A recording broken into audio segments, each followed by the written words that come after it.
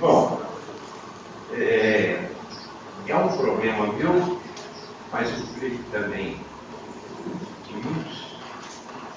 Gostaria que você descobrisse assim rapidamente, porque agora o tempo já está para lá, né? É a respeito do medo e da insegurança. E isso, medo da gente mesmo, medo do externo, né? E, consequentemente, a insegurança. Eu gostaria que você falasse um pouquinho a respeito disso. De forma geral, sem nenhuma análise específica, o medo é oriundo do desconhecimento, ou oriundo de uma consciência que indicou que o caminho escolhido não foi o melhor. Na questão 961 do Livro dos Espíritos, tem-se uma pergunta em que o medo é incluído, quando se coloca qual é a sensação que o espírito tem ao retornar ao mundo dos espíritos. O medo, a dúvida ou a esperança? Eles dizem a dúvida para os céticos, o medo para os de consciência pesada e a esperança para os homens de bem. Então veja, muitas vezes o medo advém do ceticismo, por não crermos em nada. O medo, e aí o futuro não se revela. O medo pode vir muitas vezes da consequência já sabida, em função dos atos já praticados. Mas, em regra, o medo vem fruto, muitas vezes, da falta de entendimento do ato de viver. De Dona Joana, ela estabelece nessa questão do sofrimento, no livro Plenitude, que o medo advém de duas formas, de duas características do sofrimento. Nós já dissemos, o sofrimento advindo da impermanência. Muitas vezes o medo de perder não nos permite adquirir. Muitas vezes o medo de distanciar não nos permite chegar perto. E o não chegar perto, no sentido de ajustarmos às condições de pessoas, nos infelicita, nos deixa então com sofrimento. Diz ela também o sofrimento advindo do próprio sofrimento. A pessoa sofre porque está sofrendo, e por estar sofrendo, sofre. E ela tem medo de vir a terminar. Então veja que são várias as origens para a ideia do medo, mas quase todas desembocam na ideia do não saber, do desconhecido. Nós não precisamos saber o que nos vai acontecer, nós precisamos saber que o que nos vai acontecer é o que nós fizermos agora. É o que nós já fizemos. O medo advindo desse tipo de desconhecimento é também a ideia da falta de fé, que também consta na questão 943 do Livro dos Espíritos, quando se fala pelo valor da vida. Pergunta-se qual o motivo do desgosto que se abate em certas pessoas num determinado momento da sua existência. E eles respondem justamente ociosidade, saciedade ou falta de fé. Nós temos medo pela ociosidade. Nós temos medo da saciedade. A saciedade nos leva ao medo de perder. A ociosidade nos leva ao medo de nunca ter. E a falta de fé.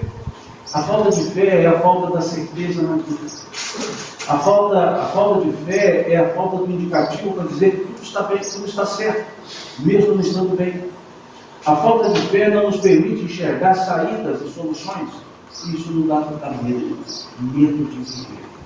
E muitas pessoas com esse medo de viver tentam abandonar aquilo que nunca será abandonado, a vida.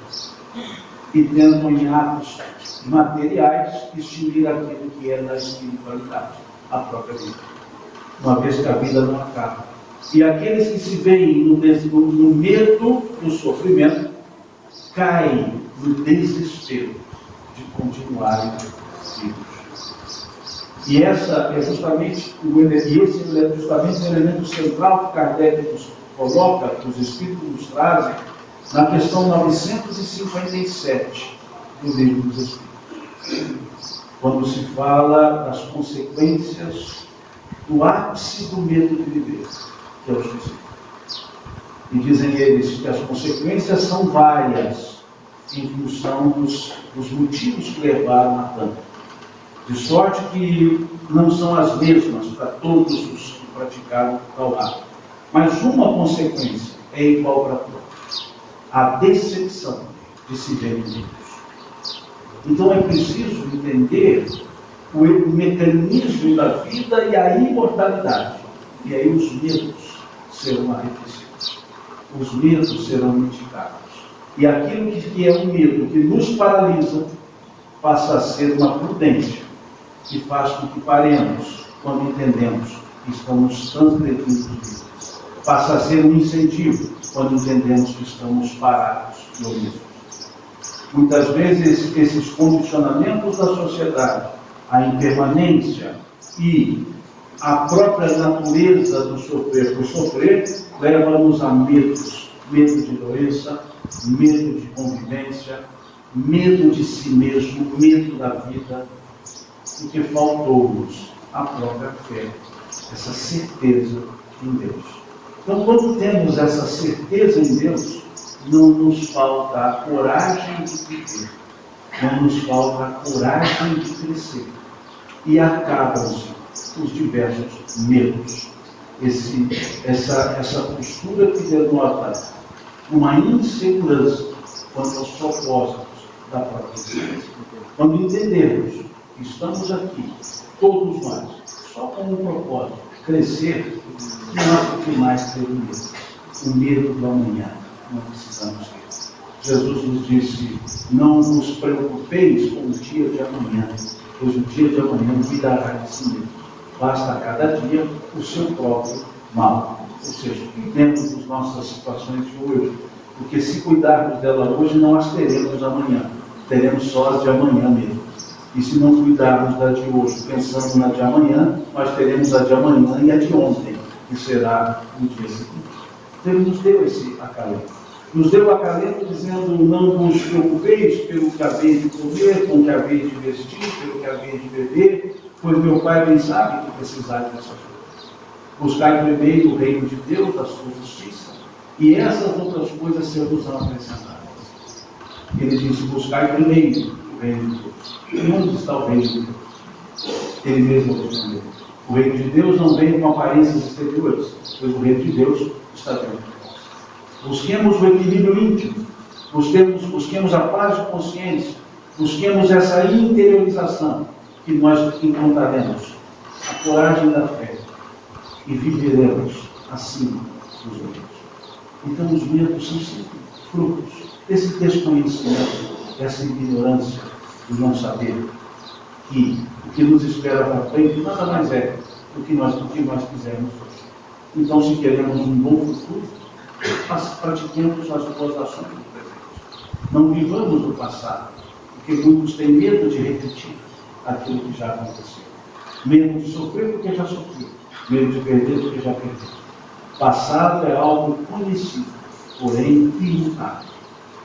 Futuro é desconhecido, porém mutável, a partir do próprio presente. Vivamos com essa certeza do presente, que o futuro será descortinado sem necessidade de qualquer receio danoso, qualquer medo, mas sim prudência. É o que nós podemos genericamente trabalhar, sem precisar analisar causa e causa de cada pessoa, de cada pessoa.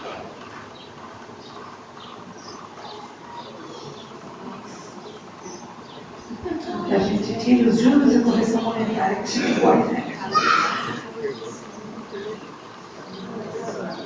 Bom dia, me chamo Marina. Como fazer para recuperar o ânimo quando o livre-arbítrio de ontem interfere na sua felicidade, interfere no seu ser? Como recuperar a si mesmo quando o outro, você permitiu que o outro tirasse a sua alma? A resposta será de Deus. Quando você permitiu que o outro tirasse a sua alma.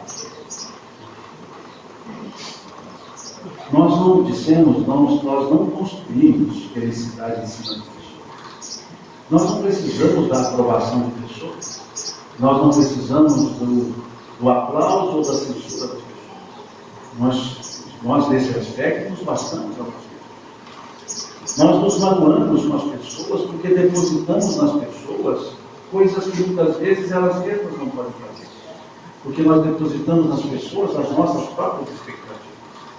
Não por outro motivo, o verbo magoar é um verbo reflexivo. Para conjugá-lo, precisa-se usar a forma pronominal. É eu me magoo, tu te magoas, ele se magoa. Nós nos magoamos, vós vos magoais, ele se magoa. E não ele me magoa. E não eu te magoo. Eu me magoo com a conduta de alguém, porque eu esperava mais da conduta de alguém. Imaginemos Jesus entrando em Jerusalém, sendo saudado pelas pessoas. Ele foi ovacionado, ungido, pessoas chamavam-no de rei, cantavam glória e hosana, o salmo, o ápice dos salmos, colocaram flores no chão, tapetes para que ele pudesse pisar, e passados alguns dias, ele foi içado à cruz, com aquelas pessoas gritando, crucifiquem-no, as mesmas que o aplaudiram. Ele foi içado à cruz e olhou para elas. E o que ele disse? Se fôssemos nós diríamos o quê? Bando de ingratos, turma incompreensível. Vocês estão me tratando assim, eu cuidei de vocês. Me magoei. Não, eu tenho isso. Pai, perdoa. Jesus escolheu os 12 melhores homens. Ele escolheu nominalmente. Ele chamou um a um. Dos 12 melhores que andavam com ele, um caiu, um negou, e 9 fugiram quando ele foi preso. Olha que turma boa. Os 12 melhores. Um só ficou. João, o evangelista. Jesus é crucificado, reaparece para 11 deles, já que Judas havia se suicidado. Ele reaparece para 11 deles e diz o que para eles? Se fôssemos nós diríamos o quê? Magoei. Vocês 9 me abandonaram. Pedro, você me negou, Pedro. E eu que escolhi vocês. Pedro. Mas o que Jesus disse para eles? A paz esteja convosco. Porque ele não esperava das pessoas senão aquilo que as pessoas fizessem. Ele não depositava nas pessoas senão aquilo que elas queriam fazer. Ele não dependia das pessoas para agir. Por isso ele não se magoava. Porque a mágoa é um desejo que eu transfiro para o outro, para que esse outro haja do jeito que eu gostaria. Quando eu começar a entender o que me importa, não no sentido egoísta da palavra, é o que eu faço, nós vamos rever esse conceito de mágoa. Dona Joana de Ângeles, no mesmo minuto de consciência, ela dizia: o mal que me fazem não me faz mal. O mal que me faz mal é o mal que eu faço, pois me torna um ser mal. Todos os males anteriores com ele, e o último com um. Os males que me fazem não me faz mal. Agora, o mal com L que me faz mal é o mal com L que eu faço, pois me torna um ser malévolo, mal. Então nós precisamos rever isso e não permitir.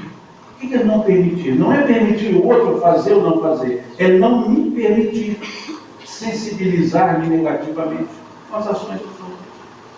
Perceber que todos somos falíveis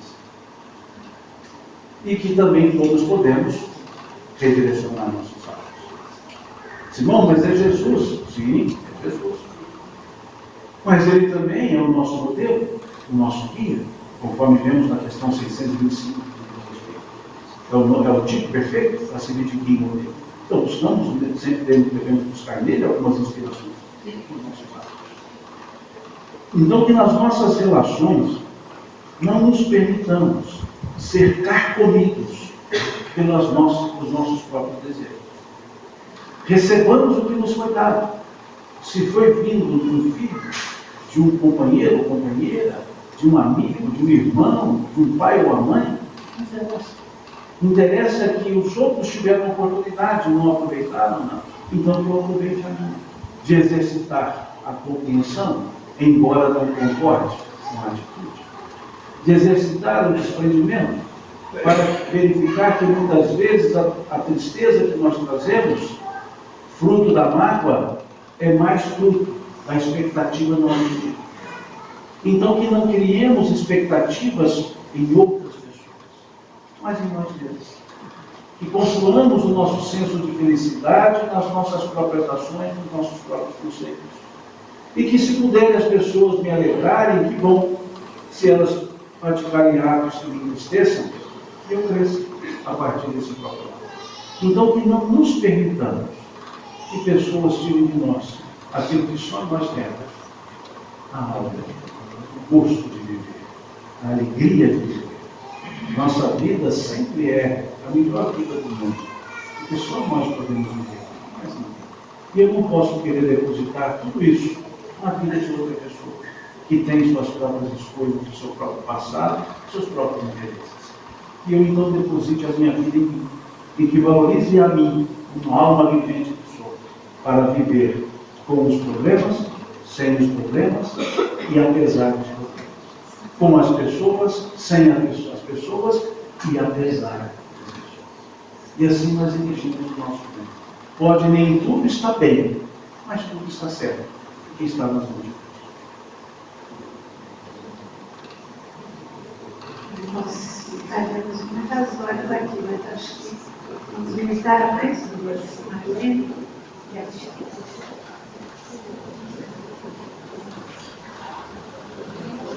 Bom dia. Bom dia, minha doutora querida.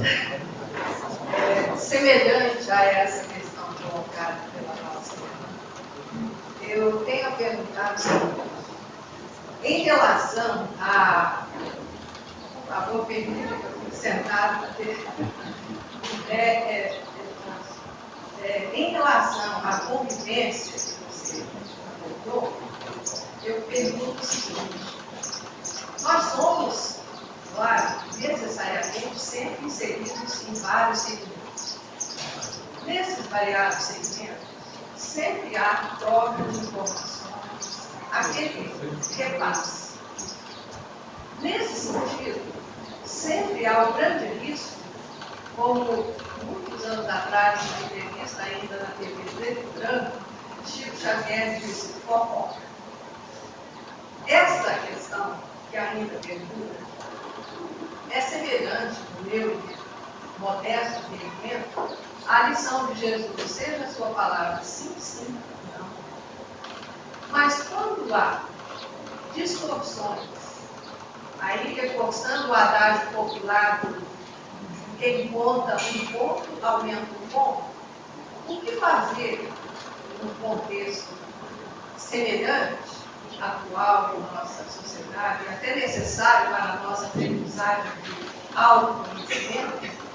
O que fazer com relação a quem sofre, por exemplo, uma injúria ou coisa semelhante, e aos demais integrantes desse contexto, em que, muitas vezes, no final, o mundo desmorona em cima daquele primeiro caso? Bom, vamos por dois prismas: o prisma do vitimado e o prisma do algoz.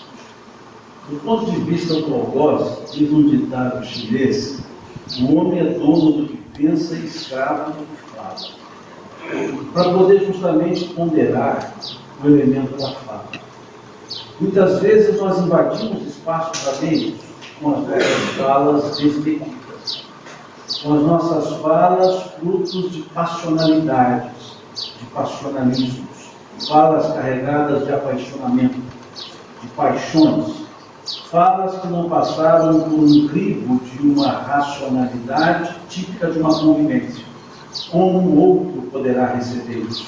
Aqui, em que nível eu posso afetar o outro que eu estou falando? E grande parte disso não é mensurável, porque não avaliamos as consequências. Somos destemperados.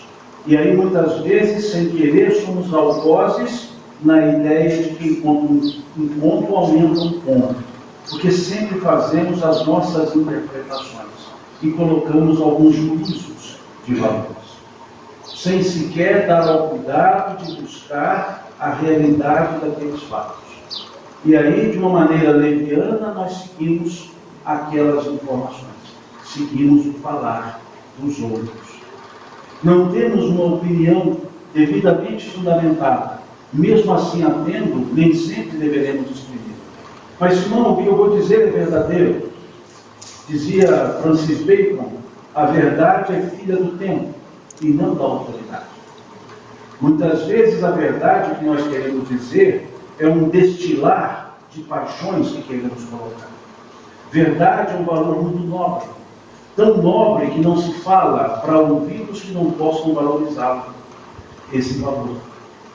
Tal qual aconteceu com Jesus no diálogo com Pilatos, e Pilatos pergunta-lhe, sois rei? Ele diz, tu o dizes. Pilatos pergunta, sois rei? Ele fala, meu reino não é deste mundo. Pilatos diz a ele, o que vieste aqui fazer? Jesus responde, dar testemunho da verdade. Pilatos lhe pergunta, o que é a verdade? E Jesus se cala, silencia-se. Uma única pergunta que lhe foi feita, a única pergunta que lhe foi feita, que ele não deu resposta. Porque verdade é um valor tão grande que não se fala para ouvidos mentirosos, porque se transforma numa mentira. Aumenta-se um ponto quando não se entende o ponto. E cria-se, pela própria vontade e interesse, aquela realidade inexistente, sem avaliar a extensão do prejuízo que causou ao outro. A crítica, diz Kardec, na conclusão de número 1 do Livro dos Espíritos. A crítica só tem valor na medida de que aquele que critica conhece o assunto objeto. Pois, criticar aquilo que não se conhece, que não se estudou com escalpelo de um observador consciente, não é criticar, mas sim dar mostras do seu triste e pobre conhecimento. Então, muitas vezes nós não avaliamos isso e causamos dano a uma outra pessoa.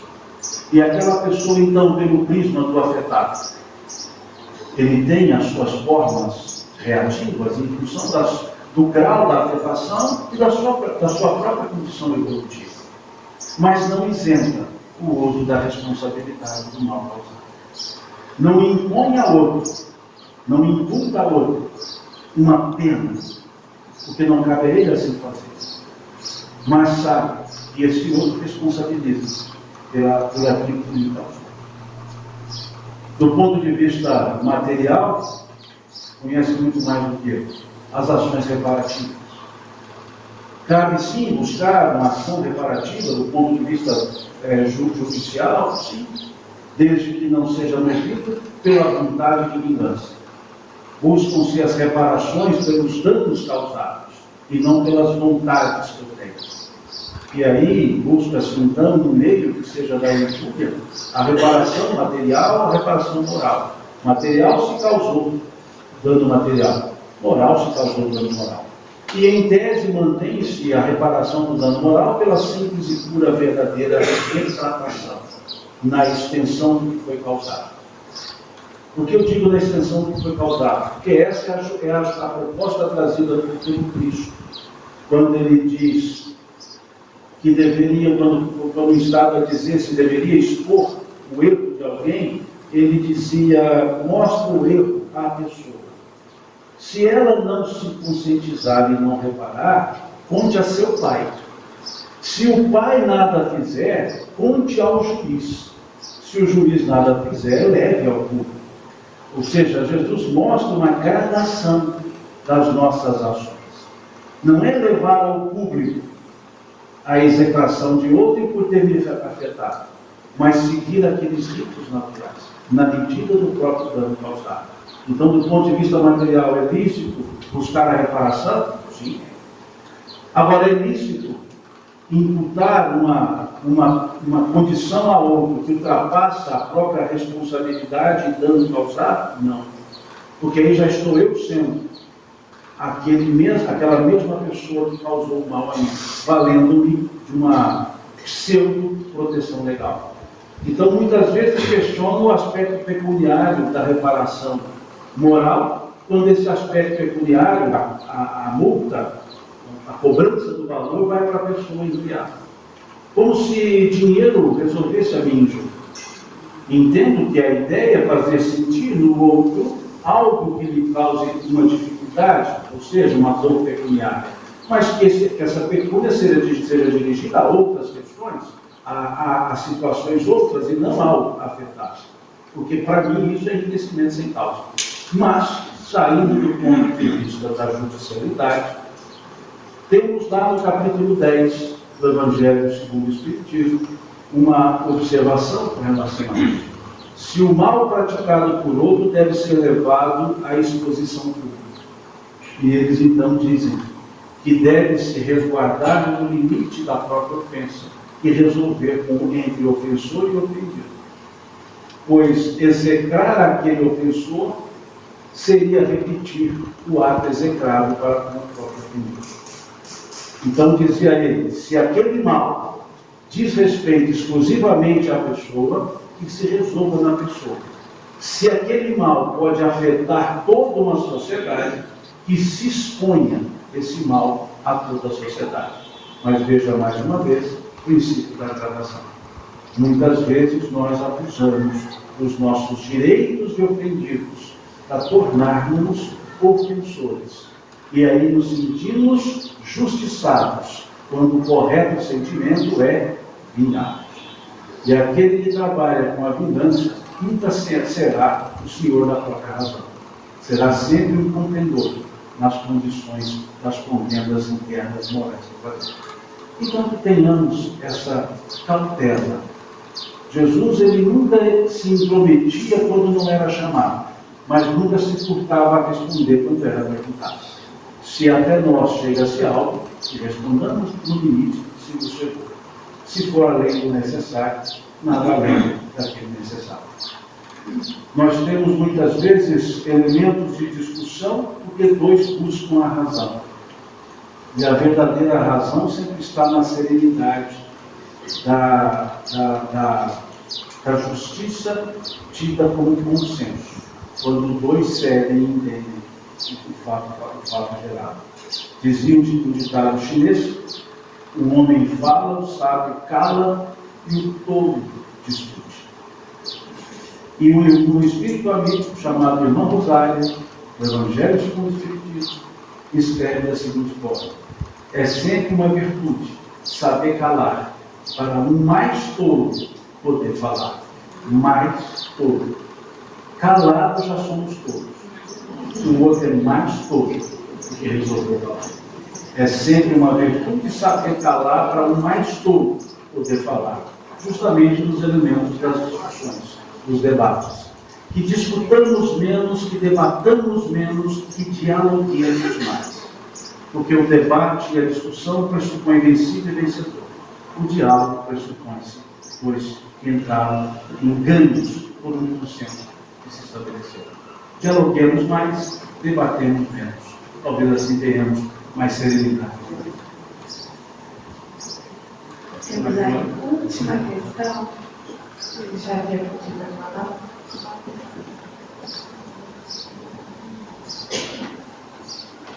Acho que você me pegou de jeito, você é um pouco tímido, mas eu vou te fazer uma pergunta. Primeiramente, né, quero agradecer pelas palavras que você passou para nós, né?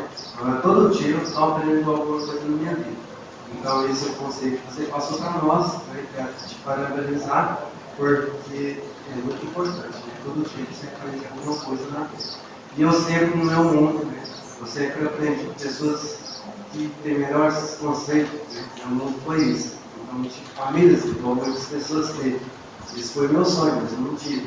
Mas sempre aprendi isso na minha vida. Então, quero te parabenizar. Você hoje me passou algo na minha vida que sim que eu vou levar para casa. Eu vou passar com uma pergunta assim. Agora eu vou fazer uma pergunta, né? Talvez vai ser um pouco forte. Vocês devem desculpa, eu sou um pouco tímido, né? Não sei falar com muita gente assim, né? Mas a minha pergunta para você é: quando acontecer algo na vida da gente, né, que possa, você nasce, você cresce, um dia aconteceu algo na sua vida que você é uma pessoa perfeita. E um dia acontece algo na sua vida que talvez não nada. Você fica paralítico. Aconteceu isso na minha vida. E se Deus veio com você assim, isso é uma fatalidade na vida da gente, ou um incidente, ou destino. Mas Deus, na minha vida, foi tão maravilhoso que Ele me deu a vida novamente. Eu fiquei, nossa, nem acreditei. Então, minha pergunta para você é essa. Deus é bom. Tão bom que eu fui chamado por Jesus Pai. E não só Pai. A palavra aramaica, Abba, significa papai. Não significa pai. É papai. Jesus chamou Deus de papai, no sentido do carinho, que todos nós assim chamamos nossos pais. Quando chamamos por pai, tem a ideia do educador. Papai é aquele que nos apoia. Então Jesus chamava Deus por papai. E mandou e trouxe-nos claramente a ideia da bondade. Ele disse: quem de vós, se vossos filhos os pedirdes um pão, dará uma pedra? Quem de vós, se vossos filhos os pedirdes um peixe, dará uma serpente? Se vós, que sois homens maus, fazem boas coisas aos vossos filhos, quanto mais não fará Deus aos seus, sendo Deus todo bondade. Mostrando que Deus sempre nos traz as coisas boas, que Deus sempre cuida de nós, mesmo nas dificuldades, que Deus não nos traz oportunidades difíceis, que Deus não nos concede nenhum sofrimento, porque Deus é bom. Mas diz os Espíritos que Deus é soberanamente justo e bom. O justo em Deus não é punir pessoas. O justo em Deus é que cada pessoa resgate da forma necessária aquilo que ela mesma fez. Nesse exemplo que você traz, o período pelo qual você passou com a limitação física foi um período de aprendizado.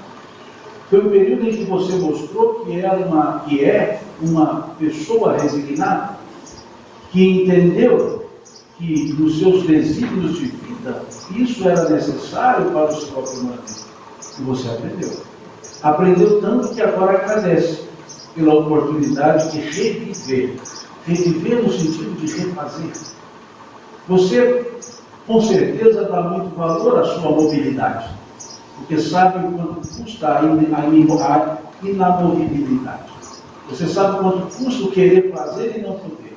Então você hoje faz tudo, além do que faria, se não tivesse sabido o quanto se deixa de fazer quando não se pode se mover.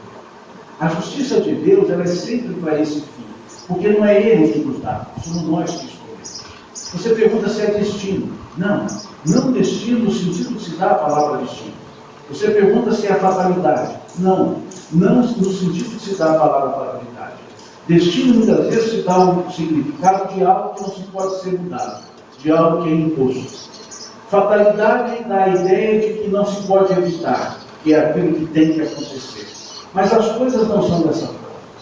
Nós, quando estamos por encarnar, nós escolhemos o gênero de provas pelo qual nós devemos passar. Você citou o livre-arbítrio, a liberdade de escolher. Nós escolhemos quando vamos encarnar. É o que está nas questões 258 a 264 do Livro dos Espíritos. A escolha das provas. Na 258 pergunta se o Espírito tem conhecimento daquilo que vai lhe acontecer ao longo da existência física. E eles respondem, sim, pois o próprio Espírito escolhe o gênero de provas pela qual deve passar. Ou seja, quando estamos por encarnar, nós escolhemos o gênero de dificuldades, os gêneros de facilidades, porque os dois, dificuldades e facilidades, são provas pelas quais nós passamos.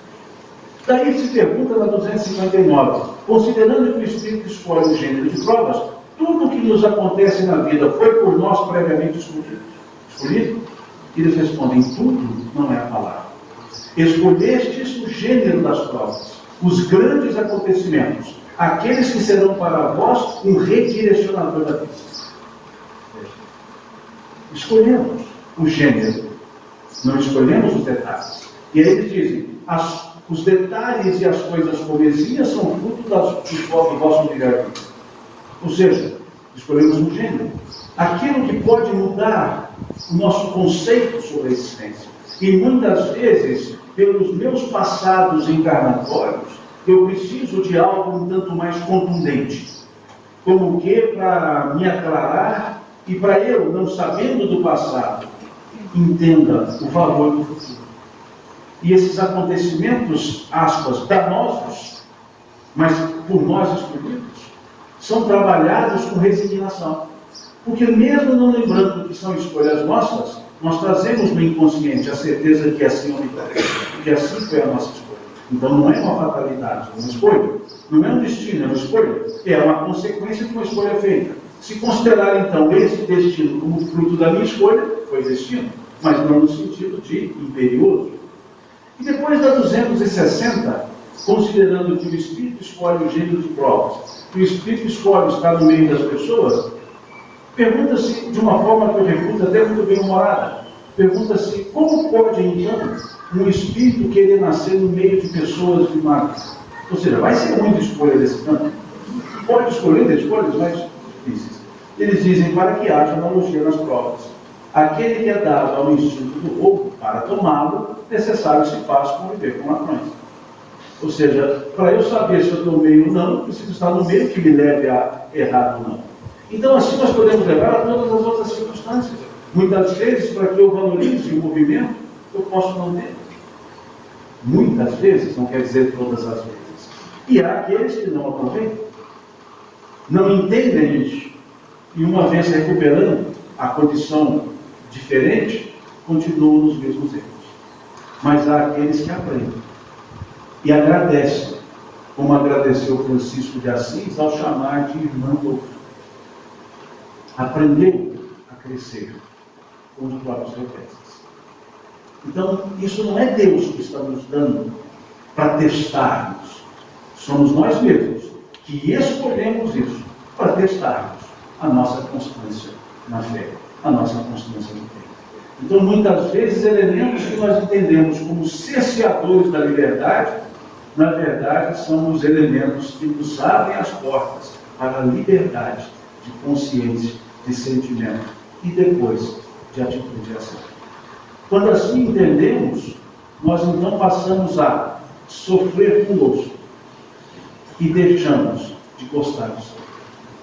Gostar de sofrer é ficar se lamentando e nunca querer sair.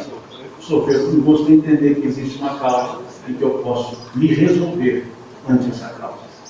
E aí a vida se abre de uma forma maior.